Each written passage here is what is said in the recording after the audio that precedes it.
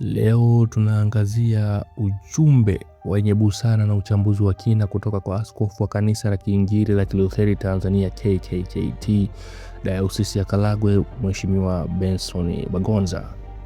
Askofu wa kanisa la Kiinjili la Kilutheri Tanzania KKKT Dayosisi ya Karagwe, Benson Bagonza amesema kuwa mjadala kuhusu katiba mpya nchini unahitaji wananchi kusikiliza kilichosemwa kuliko kinachosemwa, akidai kuwa kuna tofauti kati ya katiba inayotakiwa na wananchi na ile inayotakiwa na viongozi wa dola. Kupitia ujumbe aliochapisha Alhamisi Julai 30 mwaka 2026 kwenye ukurasa wake wa Facebook, Askofu Bagonza amesema kuwa katika mazingira ya kutoaminiana, wananchi wanapaswa kuchambua kwa makini kauli za viongozi ili kubaini ujumbe uliojificha badala ya kuishia kusikiliza maneno yanayotamkwa. Katika uchambuzi wake, askofu huyo alidai kuwa katiba mpya inayodaiwa sio moja, akieleza kuwa katiba iliyoahidiwa na watawala sio ile inayodaiwa na wananchi. Ameongeza kuwa iwapo pande zote zingezungumzia katiba moja, kusingekuwa na mgongano wa kimtazamo kuhusu mwelekeo wa mchakato huo. Aidha, amesema baadhi ya viongozi wamebadili msimamo dhidi ya mjumbe ambaye awali aliwahamasisha Watanzania kuendelea kudai katiba mpya. Kwa mtazamo wake, hali hiyo inaashiria kuwepo kwa tofauti za msingi kuhusu aina ya katiba inayopaswa kupatikana. Akizungumza hali ya wananchi, Askofu Bagonza amesema taifa limekata tamaa na kwamba matumaini ya wengi yalikuwa yameanza kurejea kupitia ahadi za mchakato wa katiba mpya. Alitumia mfano wa mtu anayepika mawe ili kuwafanya watoto wake wenye njaa waendelee kusubiri chakula, akisema waliopinga mchakato huo wanatarajiwa kueleza sababu za kusitisha matumaini hayo. Katika sehemu nyingine ya ujumbe wake, askofu huyo amesisitiza umuhimu wa kuheshimiana licha ya tofauti za kisiasa na kijamii, akioji iwapo ni kweli kuna wananchi wengi wasiokuwa wanachama wa CCM, Waislamu wengi nje ya BAKWATA, Waprotestant wengi nje ya CCT na Wakristo wengi nje ya TEC, akitumia maswali hayo kuonesha kuwa hakuna taasisi inayoweza kudai uwakilishi wa watu wote. Kwa mujibu wa Askofu Bagonza, tabia ya kutaka kuwa na mamlaka au ushawishi wa kipekee ni chanzo cha uzembe, ubabe, ulevi wa madaraka, uvivu wa kufikiri na kudhoofisha maridhiano.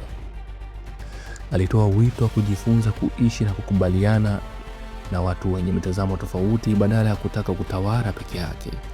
Amehitimisha kwa kutumia methali kuhusu mjaruo anayenyeshewa na mvua, kuelezea hatari ya kuruhusu hali ndogo kukua bila mipaka, akisema tahadhari inapaswa kuchukuliwa ili kuepuka matokeo yasiyotarajiwa katika uongozi na maisha ya jamii.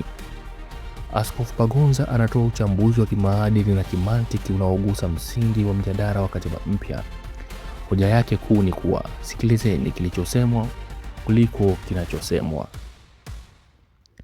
Anaona kuwa katika mazingira ya kutoaminiana, maneno ya wazi yanaweza kuficha maana nyingine.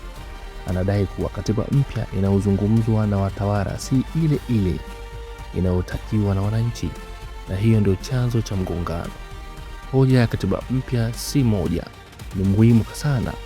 Ikiwa pande tofauti zinaelewa katiba mpya kwa maana tofauti, moja inaweza kuwa maboresho madogo, nyingine mabadiliko makubwa ya mamlaka, basi mgongano hauepukiki.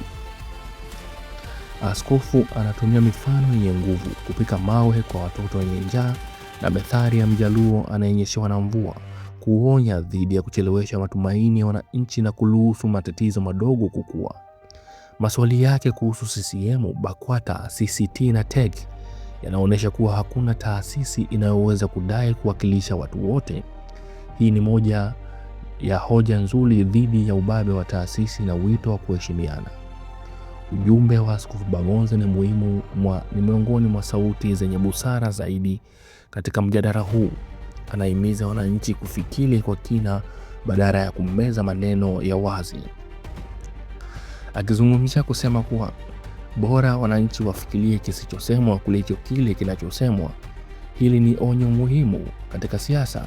Wakati mwingine kimya, mabadiliko ya msimamo au mashambulizi dhidi ya mtu aliyesema kitu, kama vile Nchimbi alivyoshambuliwa, yanaweza kuwa na maana zaidi kuliko kauli rasmi zinazotolewa na viongozi wengine.